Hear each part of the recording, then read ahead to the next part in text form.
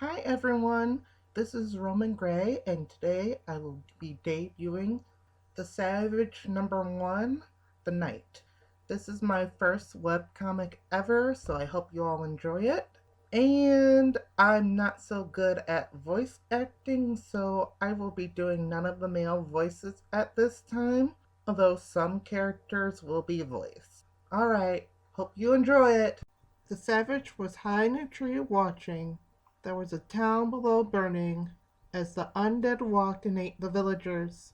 It was a foolish act, building a village in the middle of the dark forest. Only magical beings and heroes could hope to survive here. The savage, as he was known to the rest of the world, simply watched as the villagers fled or were pulled down and eaten.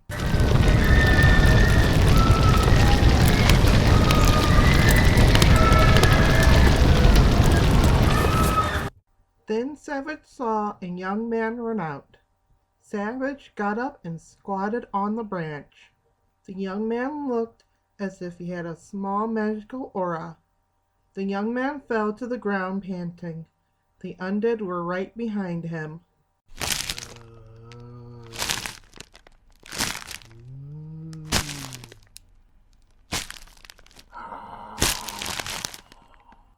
But an arrow hit one of them in the head.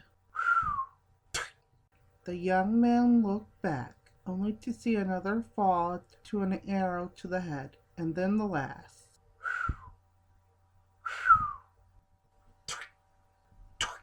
The young man didn't know why or how, but he was grateful he was saved. The young man picked himself up and ran into the dark forest. The savage watched and then followed. Meanwhile, at King Alben's palace, King Alben was walking down the hall to the seer. "We need him. We need my son," King Alben stated firmly. "But your son was lost. No one knows where he is. Urdra took him away," the councilman said timidly as he rushed to keep up with the king. "Then we find him," King Alban said, annoyed. Back in the dark forest, the young man was leaning against a tree, panting. He felt like he had been running for hours. His simple clothes were tattered and torn. Savage jumped down and landed near the young man. The boy was startled and spun around. He saw Savage. He knew he couldn't get away. All he could do was try and fight. But the young man was beat and he knew it. It was unlikely he would win. All he knew about Savage was what the townspeople said about him, and he didn't even know if that was true. Savage was regarded as a rapist, murderer, and worse. No one truly knew him, but no one wanted to take any chances. To Savage, the boy looked no more than 16 or 17. He wasn't truly sure why he saved and followed the boy, but he felt as if he was drawn to him, although he wasn't above taking a maiden or a lad to keep him warm for a night or two. He knew that wasn't it, mostly. Savage just stood there and watched the boy as he summoned some magic. It was pretty weak, but you didn't need to be powerful and strong to deal with the undead.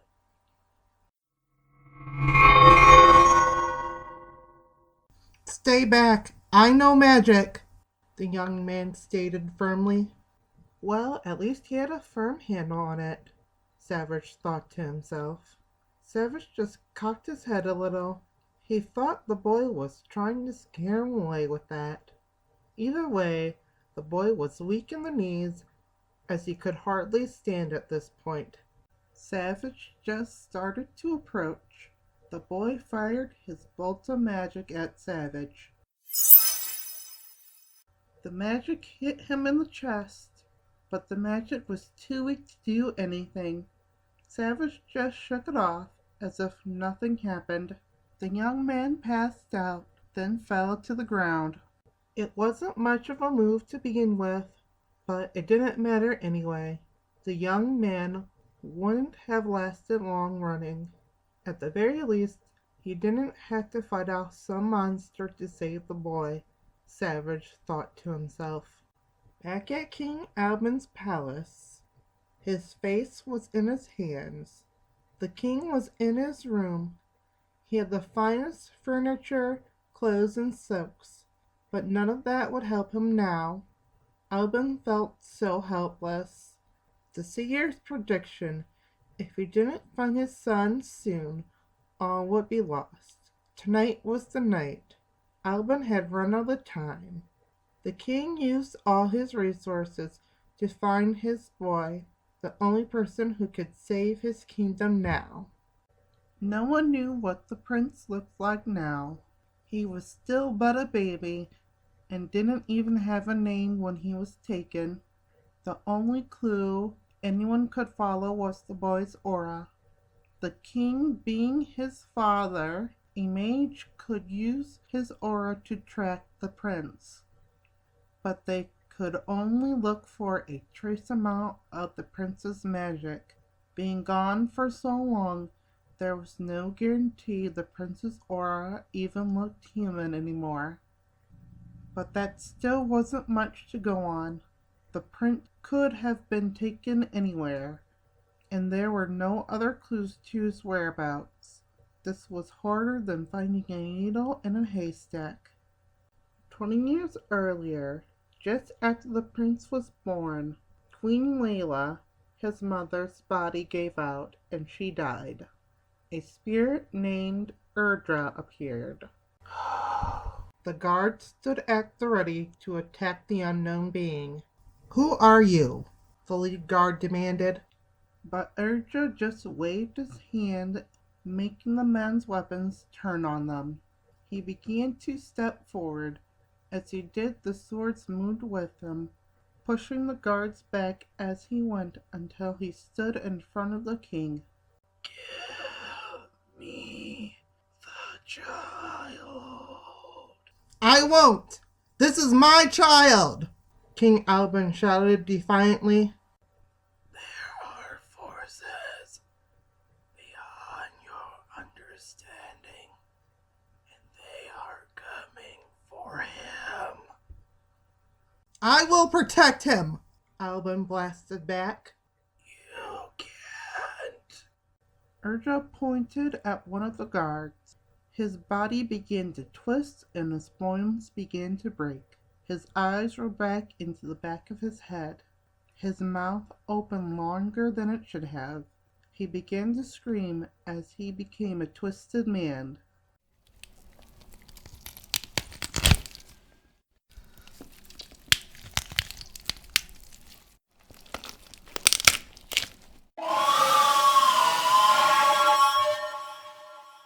Urdra quickly did away with it. He sent long tendrils from his cloak, quickly impaling the undead creature. More will come for him in the days to come, until he is dead and gone. But he's my son.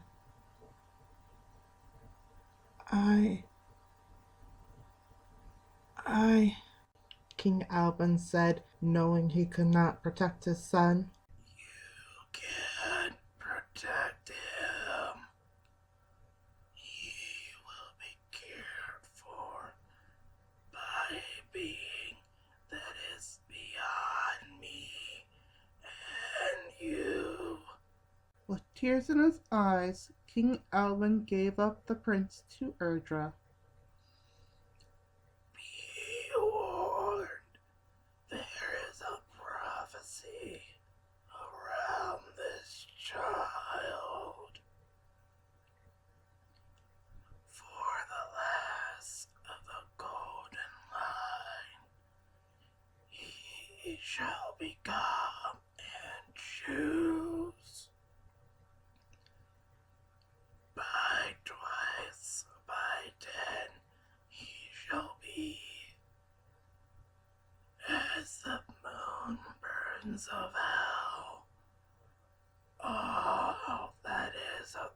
golden line shall be as night, beyond that of nightmares. When it is done, he shall return to the end. He chooses love, hate, dreams, or nightmares for all. Back in the present, King Alben had the prophecy decoded. It stated that the last son of the line of King Arthur would rise and choose the fate of the world. When the last son came of age, it is said, when the hell's moon rises on the last day of the demon's festival, one kingdom will be taken by the night. The lost kingdom will be that of Arthur's bloodline, and then the end will start. Tonight was the last night of the demon's festival, the night where his kingdom would be taken by the night. There was no sign of the sun to stop it. Dark forces were rising fast, and if his son wasn't found, the kingdom would fall. The world needed him back. Sometime later, the savage was in one of his tree houses. He came to these places when he needed to travel or to spend the night. Tonight he had a passed out man in his treehouse. He looked out to the hell's moon. It was red with a halo of dark energy around it. Back in King Alben's palace, he looked out over the city. On his balcony he saw hell's moon high in the sky. He knew before the night was over, he and his kingdom would be gone.